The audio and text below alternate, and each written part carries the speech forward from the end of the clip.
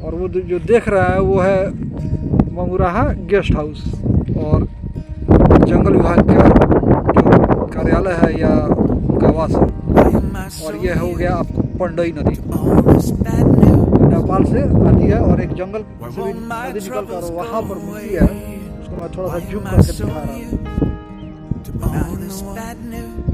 समस्या क्या है यहाँ पर और आने का मकसद क्या है कि ये नदी जो है वो सीधे तौर पर इस गांव के सीध में आती है, नेपाल से निकल और खेती का जो जमीन है करते देखिए कि ये सब खेती का जमीन था और नदी ने अपना स्थान परिवर्तन कर लिया है और सारे जो खेत है वो नदी में तब्दील हो चुके हैं। देख सकते हैं कटाव कैसे कटाव हुआ है।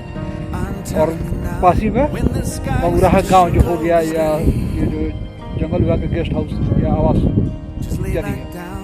तो खेती यहाँ पर नुकसान हुआ है। बहुत सारे लोग अपना पिलर से लगाए हैं और पिलर से घेरने के बावजूद भी उसका जमीन जो है वो नदी में विलीन हो चुका है। क्योंकि नदी जो है पहाड़ी नदी है तो हर साल बरसात में नदी का बहाव का जो दिशा होता है वो बदलते रहता है।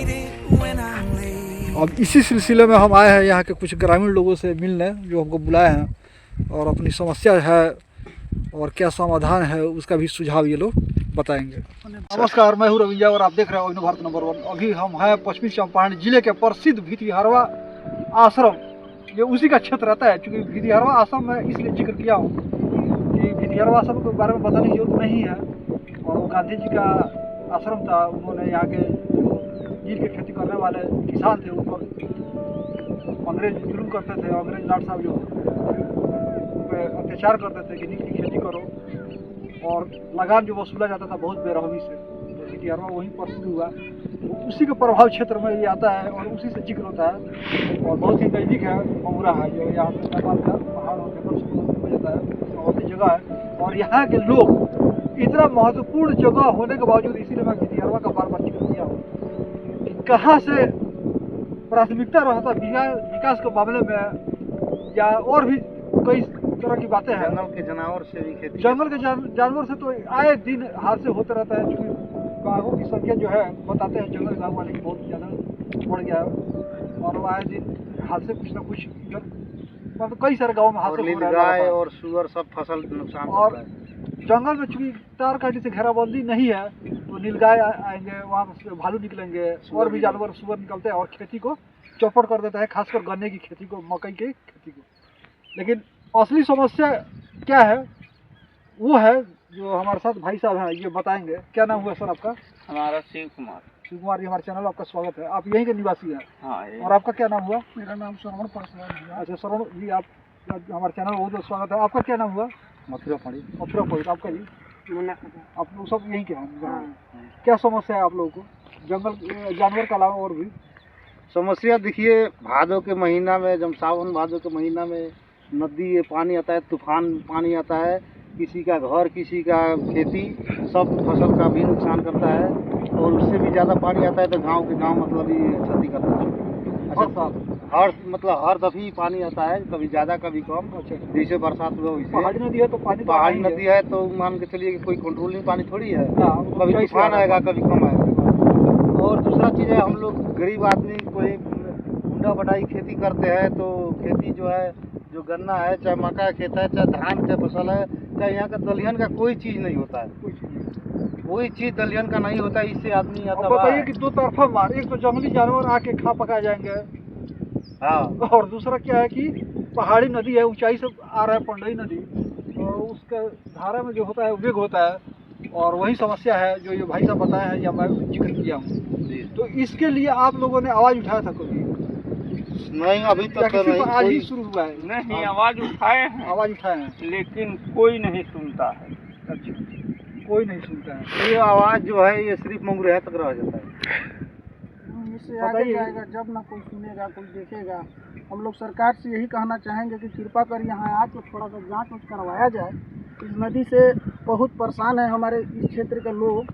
क्षेत्र के लोग का परेशान है कि यहाँ से जहाँ तक ये नदी जाती है, यहाँ से जब ऊपर निकलता है पानी तो सबको परेशान करती है ये नदी। तो सरकार से अपील है कि थोड़ा इसको देख के जांच उच करवा के इसको बांधने का अगर काम इसमें लग जाए तो इससे हो सकता है कि यहाँ वन विभाग वालों से भी कहना है कि उनको वो भी वन को संरक्षित करने के लिए क्या क्या नियमावली बनाते हैं वो लोग, और उसके लिए कई सारे योजनाएं पास होती है कि वन को संरक्षित करना है। उसके लिए भारी भरकम बजट जो है वो सरकार और से सर मिलता है। एक चीज़ और भी कहना तो है, फिर वन का भी तो अस्तित्व है। अगर मान लीजिए कि उतना खास तो फिर पूर्व जो 2017 है उसके ऊपर 86 की तरफ बाढ़ आया था, तो अगर वैसा ही हो रहा है वन का जो यहाँ पर जो क्षेत्र है वो भी तो खबर चलेगी,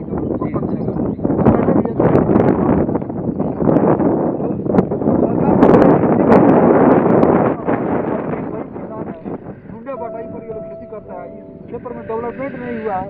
सबसे बड़ी बात क्या है कि गांधी जी के नाम पे भी इतना अंतर्राष्ट्रीय जगह पर ख्याति प्राप्त किया भितिहरवा आश्रम नील के खेती किसानों के संदर्भ में, उसके बावजूद भी इस क्षेत्र में डेवलपमेंट नहीं हुआ। और डेवलपमेंट के बाद छोड़ के यहाँ पर जान मुश्किल रहता है, आए दिन बाघ निकलता है और जो खेती जो है वो कट रहा है, खत्म हो रहा है।